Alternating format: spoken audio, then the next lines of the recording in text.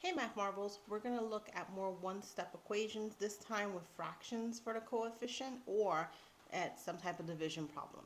And I want to go over this because we're very comfortable if we have a problem that looks like this. Like if I just gave you 5x is equal to 34, we would just divide both sides by 5. We would know what to do.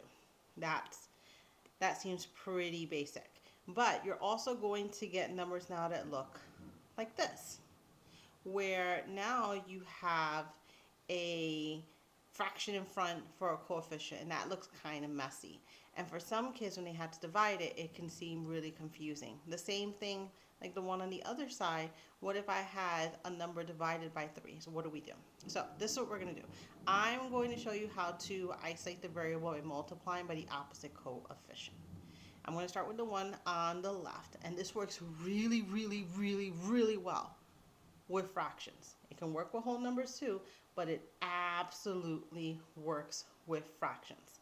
So I'm going to take this coefficient in the front, this 2/3, and I'm going to think, what is its opposite?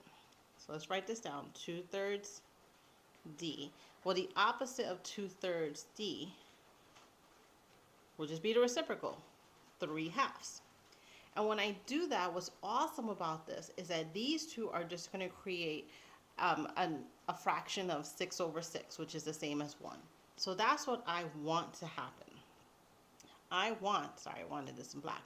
I want these two to be multiplied together so I get a whole number that I can just cancel out, because we don't want 1d, we usually just write d. And I'm going to do the same thing to the other side. I'm going to have 14. I'm going to turn it into a fraction over 1. And I'm also going to multiply it by that same opposite. And when I do that, and I'm going to have my calculator here on the side, I get 42 over 2, which can be simplified to 21.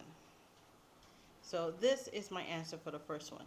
So again, if you have a fraction that's as a coefficient, you can just multiply by its opposite. That will isolate the variable very easily. And then you just do the same thing the other side. You just multiply by that same opposite. And let's look at the example on the other side where we have a number divided by 3. That can look very confusing. So instead of thinking of a number divided by 3, I'm going to represent this as 1/3 a number. So a number divided by 3, I'm just saying I have a third of it. So 1/3 s is equal to 14. And then I'm going to do the same thing. I'm going to multiply by its opposite. The opposite of 1/3 is 3/1.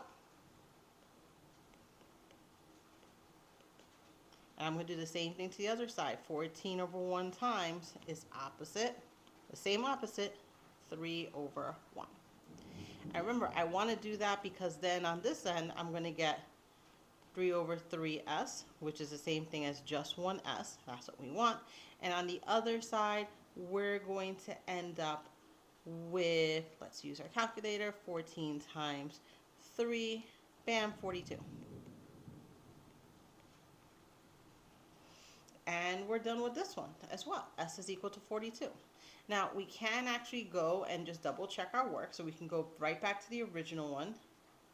S divided by 3 is equal to 14. And we'll just work this out. Is 42 divided by 3 equal 14? Yes, we already know. We just did it. 14 times 3 makes 42. So 42 divided by 3 makes 14. So we're done on this side. And we can do the same thing with the other one. 2/3 d is equal to 14. So 2/3 times 21, is that equal to 14? Well, we can check it out. 2 times 41 is 42/3, which is the same as 14. So there you have it, Math Marbles. A very easy way if you have a fraction as a coefficient. If you're not sure what to do with it, just do this one step. You're just going to multiply the coefficient by its opposite. That's it for now. Take care.